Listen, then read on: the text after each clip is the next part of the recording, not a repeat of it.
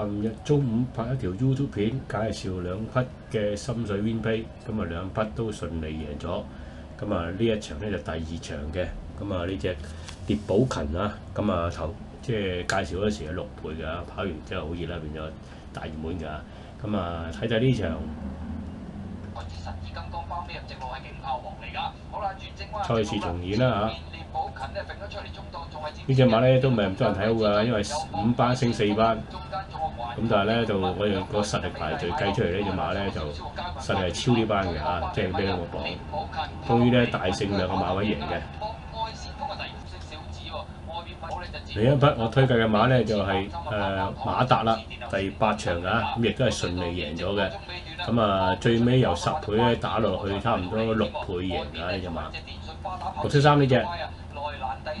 咁呢隻咧亦都係我用個模組咧計出嚟呢隻馬咧4升3咧孭個榜咧非常之着數嘅，咁亦都係輕勝呢場賽事㗎。